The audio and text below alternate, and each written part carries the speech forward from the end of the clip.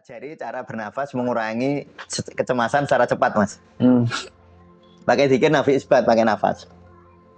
Jadi nanti kita memanfaatkan dengan cara, jadi mengurangi kecemasan itu dengan cara memanjangkan jeda nafas. Memanjangkan jeda nafas. Nah, paling bagus memanjangkan jeda nafas antara, memang resikonya itu naik ke puncak tauhid itu resikonya ya kayak gitu itu. Resikonya kalau kejeglong ya terus jadi kejeglong apa ya? Kalau terjerembab gitu. Wah itu sakit rohaninya luar biasa. Sakit rohani lah ya. Iya. Sakit rohaninya bisa luar biasa. Analoginya gini loh, bukan jangan dimaknai. Iya. Nah itu itu tadi karena orang selalu nggak bisa nunjuk ya Mas Jawair ya. Iya nggak bisa. Nah jadi pikiran itu nggak bisa nunjuk Allah. Pikiran hanya tahu bahwa Allah itu ada. Jadi meyakini itu jadi berbeda Mas. Ya. Apa ya? Ya. Di intelektual aja apa ya? Iya meyakini. Jadi makanya kalau kita hanya percaya itu ranah intelektual Mas. Percaya dalam artian logika ya. Iya. Misalnya percaya Allah ada nggak? Ada. Itu kan percaya. Tapi nggak menemukan loh Mas. Jadi percaya sama iman beda ya Pak? Ya beda. Kalau saya itu memaknai iman itu merasa aman. Merasa aman. Ya lebih dalam lagi sebenarnya ihsan Mas. Ihsan. Tapi kalau mau tahu ilmu kesufian, nah itu harus dipahami kayak gini biar nggak kepleset. Kan kalau memahami ilmu kan harus diomongin. Iya, mau nggak mau diomongin. Iya, misalnya la ilaha illa ana. Tidak ada Tuhan gitu oleh aku. Itu kalau diomongin kan jadi salah. Maka terus orang kalau tarik nafas, hembuskan lalu tahan, CO2-nya naik, dia seperti melatih gitu. Melatih mental.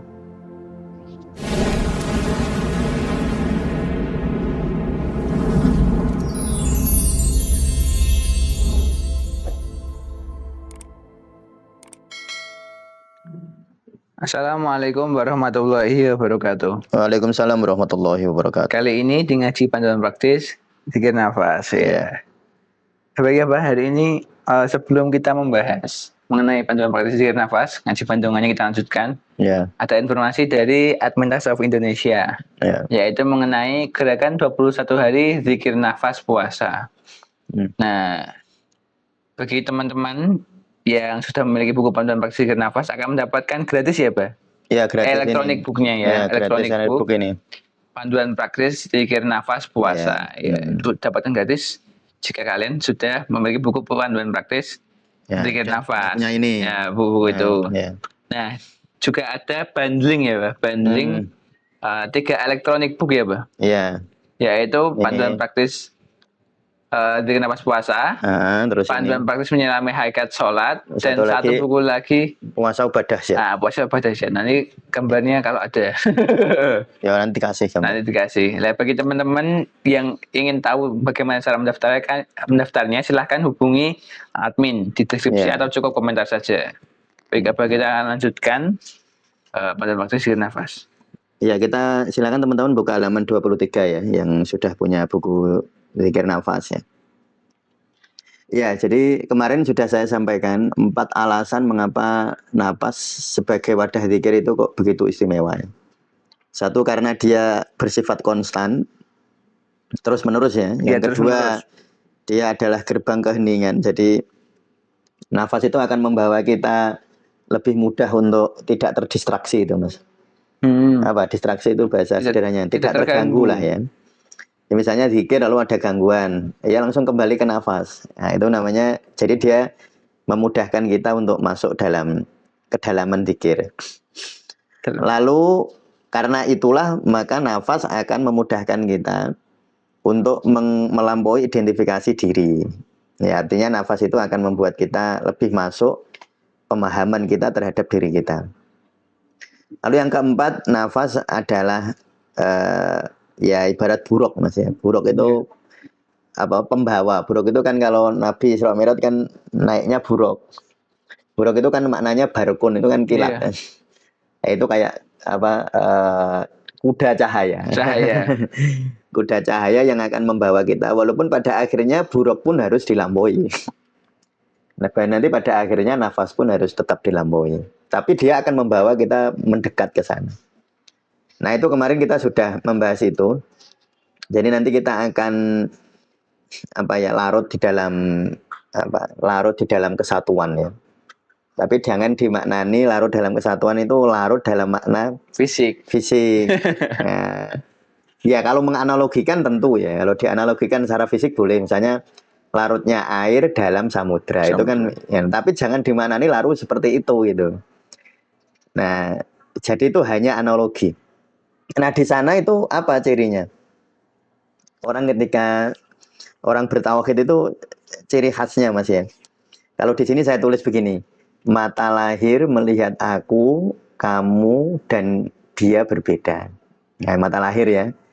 Ada ana, ada anta, ada huwa.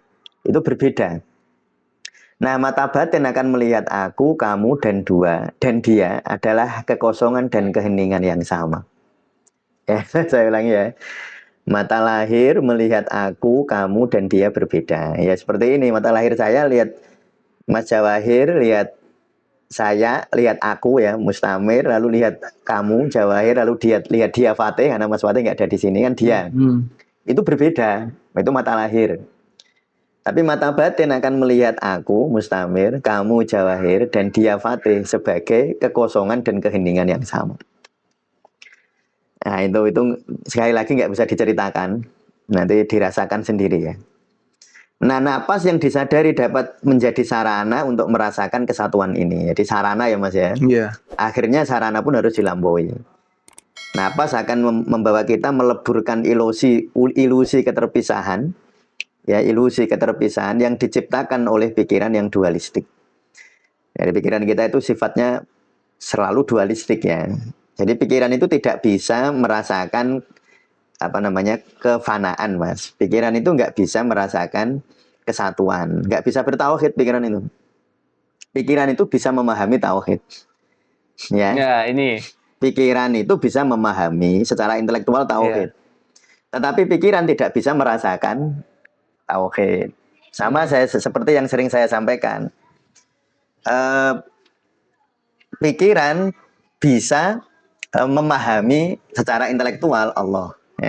Bisa memahami tentang Allah, tapi nggak bisa merasakan Allah. Jadi dia memahami. Yang seperti saya contohkan ya, bolak-balik itu saya contohkan. Mas Jawahir kehilangan sesuatu di kamar, yakin bahwa sesuatu itu di kamar kan, tapi nggak bisa nemuin, tapi yakin. Nah, yakin bahwa bendanya itu masih di kamar, itu tahu secara intelektual, ada di sini kok, tetapi nggak bisa nunjuk. Nggak bisa nunjuk ya Mas Jawahir ya? Iya, nggak bisa. Nah, jadi pikiran itu nggak bisa nunjuk Allah. Pikiran hanya tahu bahwa Allah itu ada. Jadi meyakini itu jadi berbeda Mas. Ya. Apa ya? Di intelektual aja apa ya? Iya, meyakini. Jadi makanya kalau kita hanya percaya, itu ranah intelektual Mas. Percaya dalam artian logika ya. Iya. Misalnya percaya Allah ada nggak? Ada. Itu kan percaya. Tapi nggak menemukan loh Mas. Berarti percaya sama iman beda ya Pak? Ya beda. Kalau saya itu memaknai iman itu merasa aman. Merasa aman. Ya lebih dalam lagi sebenarnya ihsan Mas. Ihsan. Nah, ini kalau ihsan itu merasakan. Kalau iman itu masih di level-level kolbiyah. Tapi kalau ihsan itu level-level ruhaniyah. Jadi la ilaha itu adalah puncak dari intelektual. Bahwa semua itu bukan Tuhan gitu loh. Semua bukan Tuhan. Ya Tuhan ya itu. Yang itu pokoknya. Itu gitu loh. Tetapi pikiran tidak bisa menunjuk. Itunya itu mana gitu. Nggak bisa. Nah yang bisa menuju ke sana itu bukan pikiran. Nah, itu ruhaniyah namanya, itu ruh. Nah, itu amr. Ya, tidak bisa, bukan sesuatu yang bisa dipahami oleh hukum sebab akibat. Dan itu hanya bisa kita rasakan saat kita hening, saat kita suwung, saat kita kosong. Hanya begitu, nggak bisa tidak. Kalau akunya masih ada, egonya belum terlampaui maksudnya ya. Akunya masih ada kan terpisah masih. Jadi ketika apalagi pas webinar kemarin ya. Iya. Nah, memang ini sangat menarik dan sangat sesuatu itu kok sangat menarik, resikonya sangat mudah disalahpahami. itu resiko ya. Tetapi indah betul. Nah, tetapi indah betul. Kayak Mas Jawahir itu naik ke gunung kalau di puncak.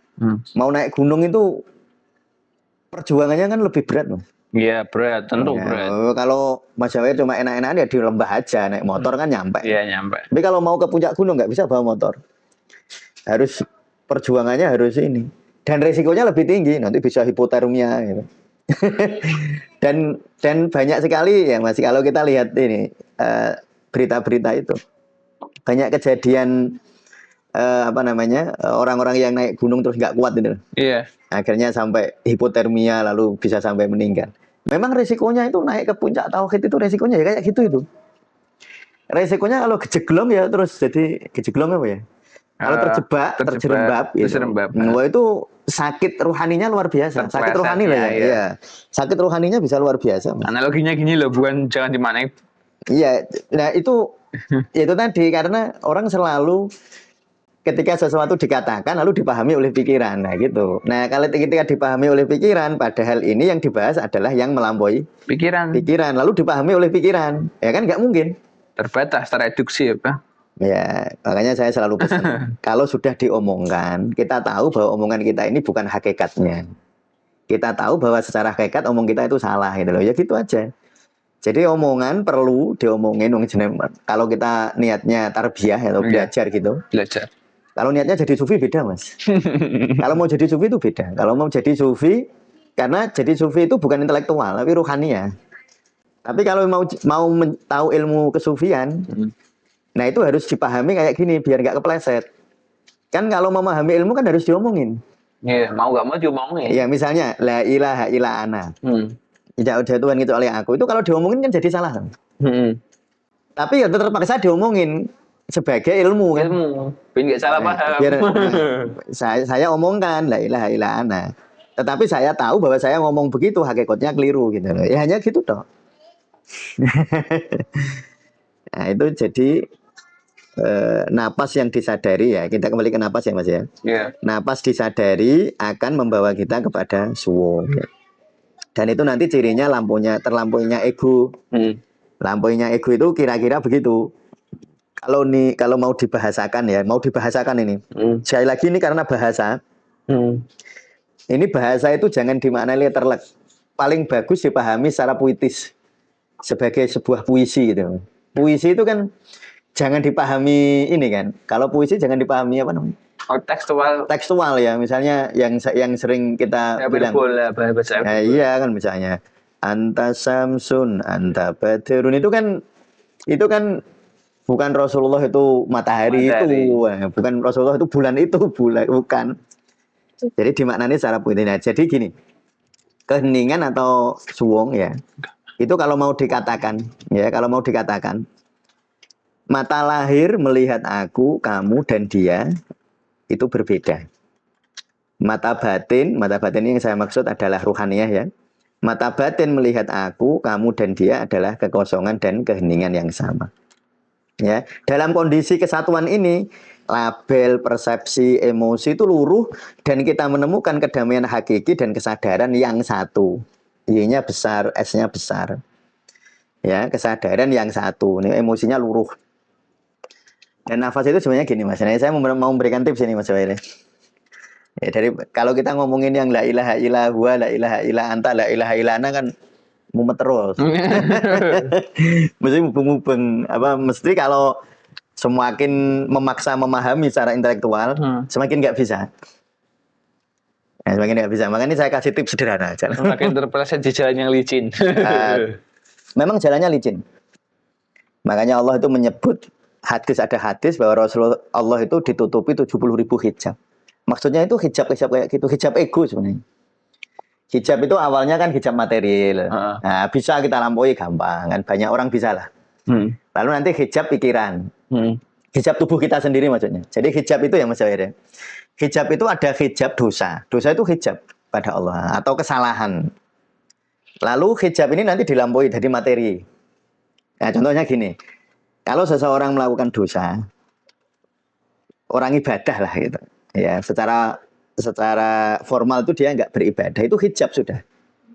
Nah, tetapi ketika orang beribadah betul, jangan merasa hijabnya selesai. Ketika hijab ini terlampaui akan muncul hijab baru, yaitu materi. Misalnya gini, Mas Jawir kerja, dapat uang ya, kan halal uangnya. Tapi walaupun halal kan nggak dosa itu. Tetap bisa jadi hijab. Nah, ketika Mas Jawair dapat uang lalu merasa bahwa yang itu aku ini. Nah, yang kerja ini aku sehingga aku dapat uang itu kan hijab. Lalu nanti ketika terlampaui hijabnya tubuh kita. Ketika tubuh terlampaui hijabnya pikiran. Ketika pikiran terlampaui hijabnya perasaan. Ketika perasaan terlampaui hijabnya aku. Nah, ini sengangel ini udah. Karena semakin dibahas semakin membingungkan pikiran. Ya, karena memang pikiran tidak bisa membahas sesuatu yang di luar jangkauannya. Sampai sekarang saya ingin memberikan tips gini Mas Jawair ya. Ini tips yang ya sebagai jeda agar kita berhari-hari ini kan bahasnya la ilaha illallah huwa la ilaha illa anta la ilaha illa ana ya. Iya. Nah, sekarang ingin jeda saya ajari cara bernafas mengurangi kecemasan secara cepat, Mas. Pakai zikir nafi isbat, pakai nafas. Jadi nanti kita memanfaatkan dengan cara jadi mengurangi kecemasan itu dengan cara memanjangkan jeda nafas. Memanjangkan jeda nafas. Nah, paling bagus memanjangkan jeda napas antara eksalasi dan inhalasi. Berarti napas kosong. Retensi napas kosong atau tahan napas kosong. Itu paling bagus. Misalnya mau retensi di napas penuh juga nggak apa-apa. Nah, ini mungkin teman-teman yang baru lihat juga bingung ini. Apa itu? Ya, dilihat ya podcast yang ini kalau saya ngulang nanti nggak maju-maju ini. Kalau saya ngulang retensi nafas penuh itu apa, retensi nafas kosong itu apa, analoginya gimana. Ya, kalau yang ingin memahami ada playlistnya, playlist sedikit nafas nanti dicari. Jadi caranya gini Mas Jawair ya. Tarik nafas dulu. Hembuskan, tahan. Nggak usah lama-lama, 3-4 detik lah. Nah, tahan. Terus baru tarik nafas. Berarti kan memanjangkan jeda antara eksalasi dan inhalasi ya. Bukan jeda antara inhalasi ke eksalasi. Yeah. Jedanya dari eksalasi ke inhalasi itu jedanya di situ. Jadi tarik nafas, hembuskan, terus jeda. Jeda 2-3 detik, tarik nafas langsung. Lalu hembuskan lagi, tarik nafas, inhalasi, lalu eksalasi, hembuskan lagi, jeda lagi. Jadi tarik nafas, hembuskan, tahan ya. Yeah. Tarik nafas, hembuskan, tahan. Tarik nafas, hembuskan, tahan. Tarik nafas, hembuskannya terserah sepanjang mungkin. Sepanjang mungkin. Nah, mungkin itu ya terserah saisone, nggak usah nanya lagi. Namanya juga mungkin. Namanya mungkin. Terus tahan, tahannya 3-4 detik, yaitu kira-kira aja. Terus nggak perlu terus bingung ini 4 detik lebih gimana? Nggak apa-apa. Ini hanya kira-kira. Nah ya, jadi itu cara cepat mengurangi kecemasan dengan nafas. Nah, lalu ditambahi zikir Mas Jawair. Ya, ditambahi zikir. Caranya, nah kalau yang sudah belajar kemarin webinar, saya kira sudah paham tarik nafas la ilaha. Lalu hembuskan ilallah ya. Nah, ini juga sama Mas. Jadi pas tarik nafas la ilaha, la ilahanya apa yang dirasakan kan cemas tadi. Ini kan mau melampaui kecemasannya. Tarik nafas tidak ada yang bisa tidak bisa menghilangkan kecemasan ini. Hembuskan nafas sambil tahan. Hembuskan nafas ya. Iya. Kecuali Engkau ya Allah. Nah, terus tahan nafas. Ya, terus tarik nafas lagi. Ulang lagi. Tidak ada yang bisa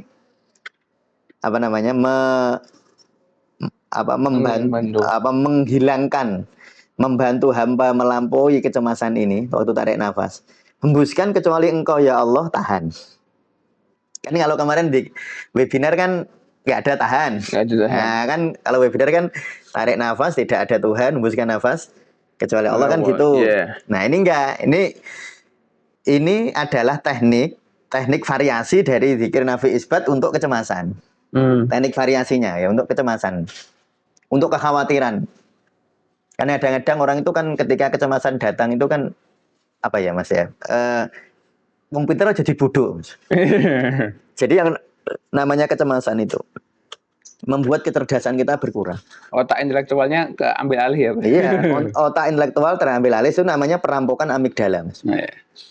Nah ini kalau bahasa neuroscience. Ketika Mas Jawair ngomong ke saya, harusnya omongan Mas Jawair itu masuk ke talamus namanya ya. Talamus lalu ke korteks. Ke korteks lalu ke neokorteks harusnya Mas. Jadi di neokorteks itu untuk dianalisis gitu loh. Omongan Mas Jawair ini bener apa enggak gitu dianalisis. Tapi ketika orang itu cemas, harusnya kan ke neokorteks tadi, dari talamus harusnya ke korteks, neokorteks langsung dia ke amigdala. Amigdala itu respon emosi. Langsung emosi. Ya. Jadi kecerdasan yang ada di korteks sama neokorteks nggak berfungsi. Walaupun dia sakjane pinter. Nah sehingga saya itu sering ngajari meningkatkan kecerdasan. Kemarin ada yang WA saya Mas. Ada WA saya itu di HP. Nanya zikir biar pinter. Zikir biar pinter. Kalau zikir bener mesti pinter. Ya. Kalau zikirnya bener maksudnya. Jadi bukan lafadznya itu maksudnya. Bukan lafadz zikir itu apa sih lah? Misalnya ya boleh, tentu itu baik ya. Misalnya zikir Rabbis rohli sodri wa yasirli amri wa hlul 'uqdatam min lisani yafqahu qawli 7 kali setiap habis sholat ya boleh. Nah, atau Allahumma ja'al fi qalbi nuron wa fi sam'i nuron wa fi basari nuron. Nah, kan ada doa kayak gitu. Kalau pas yang nanti ada praktisi 200 jam kan saya ajari teknik komunikasi sufistik kan ada doa kayak gitu. Nah, itu ya. Tapi sebenarnya yang paling penting itu bukan doanya gitu, Mas. Bukan lafadznya. Yang paling penting sebenarnya ketenangan. Jadi orang kalau tenang, otak kecerdasannya berfungsi. Korteks, neokorteks itu otak-otak kecerdasan. Itu nanti berfungsi. Tapi kalau orang nggak tenang, takut. Orang takut tuh kehilangan logika. Jadi kalau pengen pinter tuh dikir apa saja bisa, maksud saya gitu. Dikir apa saja, yang penting menenteramkan batin. Nah, jadi tadi caranya ya, kalau pas cemas, tarik nafas, tidak ada yang bisa menghilangkan kecemasan. Iya, menghilangkan kecemasan ini, hembuskan nafas, kecuali Engkau ya Allah, tahan. Ada tahannya ya. Jadi inhalasi, eksalasi, tahan. Nah, saya ulang lagi. Tarik nafas, hembuskan nafas, tahan. Tarik nafas, hembuskan nafas, tahan. Itu cara cepat mengurangi kecemasan. Ini bagi yang punya problem GERD. Ini mungkin banyak yang dengar dan kemarin itu saya hitung ada beberapa konsultasi 2 atau 4 orang lewat online tentang GERD, Mas. Nanti moga-moga dengar lagi, lihat lagi ya podcast ini. Ya, kemarin sudah tak bilangin, sudah saya waktu konsultasi online sudah saya kasih tahu. Tapi kadang-kadang uang gue ya. Karena gini loh Mas, orang itu kalau cemas ingatannya ya kacau juga. Iya, kacau juga. Kacau juga. Itu kan seperti guyonan itu loh. Semoga nonton ini pas relax bahaya masuk. Ada guyonan gini, ada orang sakit tuh pelupa. Nah, dia itu sakitnya pelupa gitu. Datang ke dokter Mas, pengen obat biar nggak gampang lupa. Dikasih lah obat sama dokter. Udah minum ini nanti kamu akan sakit pelupamu hilang. 2 minggu kemudian datang lagi orang ini ke dokter itu, nanya lagi, dok saya minta obat pil anti lupa.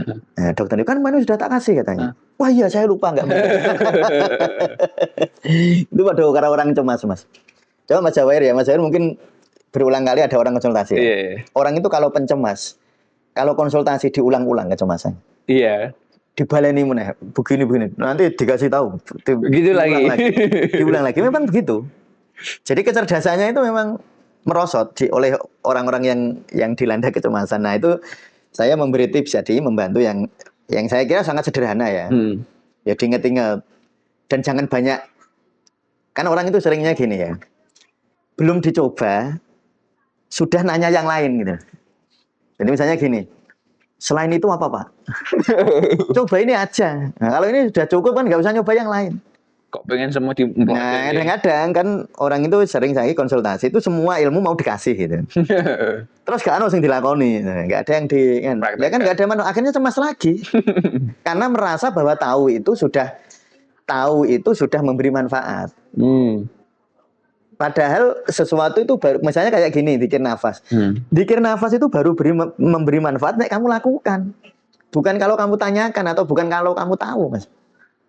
Kamu tahu zikir nafas, enggak ada manfaatnya. Kamu tahu zikir nafi isbat, nggak ada manfaatnya kalau nggak dipraktekin, betul nggak? Iya kan? Nggak ada manfaatnya kalau nggak dipraktekin. Jadi zikir nafi isbat atau zikir apa saja, kalau kamu hanya tahu, itu tidak ada manfaatnya. Bermanfaat kalau mbok praktekin. Padahal kalau Mas Jawahir tahu soto enak, ya cuma tahu toh, tapi nggak tahu makan soto. Manfaatnya ada nggak? Manfaat sotonya ya nggak ada, ya hanya marem untuk tahu enak gitu toh. Tapi nggak bermanfaat. Tapi nggak pernah makan sama aja. Ya gitu ya. Jadi nanti ini dipraktekkan ya. Jadi untuk mengurangi kecemasan, dan ini sangat logis. Jadi logikanya begini Mas Jawahir ya. Ini logikanya biar Mas Jawahir biar apa teman-teman biar memahami. Jadi ketika orang tahan nafas kosong ya Mas ya. Iya. Ya. Itu CO2 akan naik Mas. Nah itu nanti akan, jadi kalau CO2 naik itu akan mengurangi kecemasan. CO2 itu sifatnya itu anti cemas. Jadi CO2 naik disengaja, tapi bukan CO2 naik karena penyakit Mas.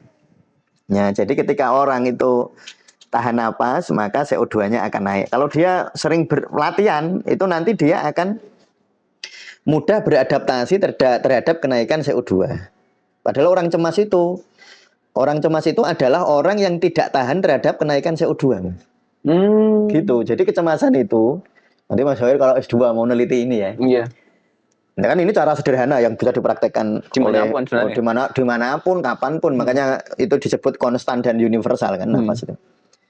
Jadi ketika orang itu tidak biasa CO2 naik, dia gampang cemas. Maka orang gampang cemas itu nafasnya cepat. Maka terus orang kalau tarik nafas, hembuskan lalu tahan, CO2-nya naik, dia seperti melatih mental. Melatih stres ya? Ya, melatih nggak gampang stres, bukan melatih stres. Latihan stres yang disengaja. Iya, disengaja ya, itu baik. Kayak teman-teman latihan angkat beban itu. Ya, angkat beban, ototnya kan dilatih stres. Ya kan dilatih stres kan ototnya. Kan kalau disengaja kan baik. Kan juga seneng kan kalau latihan. Kalau disuruh ya nggak mau. Nah, jadi itu tipsnya. Jadi kalau teman-teman pas merasa gampang stres, gampang cemas atau pas cemas, ya tarik nafas, tidak ada la ilaha, hembuskan nafas, illallah, tahan. Tarik nafas, la ilaha, hembuskan, illallah, tahan. Tarik nafas, tidak ada yang bisa menyembuhkan kecemasan ini. Hembuskan nafas, kecuali Engkau ya Allah, tahan. Tarik nafas, tidak ada yang bisa menyembuhkan kecemasan ini. Hembuskan nafas, kecuali Engkau ya Allah, tahan. Nah, saya ulang lagi, tarik nafasnya serileks mungkin, hembuskannya serileks mungkin, tahan nafasnya 2-4 detik. Totalnya berapa lama Ustaz? Ya 1 menit. 1 menit aja orang tentu dilakoni ya. Bagusnya memang 5-15 menit. Nah, nanti dilakukan itu. Ayo praktek. Nah, ini terutama yang punya problem kecemasan, yang punya problem kecemasan, GERD itu sangat baik melakukan. Ya saya kira gitu Mas Jawahir untuk hari ini. Ya, saya kira cukup sekian. Nanti kalau untuk masalah tadi ya yang bundling, ini tadi ada bundling 3 buku, Menyelami Hakikat Sholat, Panduan Praktis Zikir Nafas Puasa yang akan kita praktekkan nanti, lalu ada puasa obat dahsyat, nanti bisa menghubungi admin ya, admin Tasawuf Indonesia yang ingin mendapatkan bukunya. Ya terima kasih, cukup sekian Mas Jawahir. Assalamualaikum warahmatullahi wabarakatuh.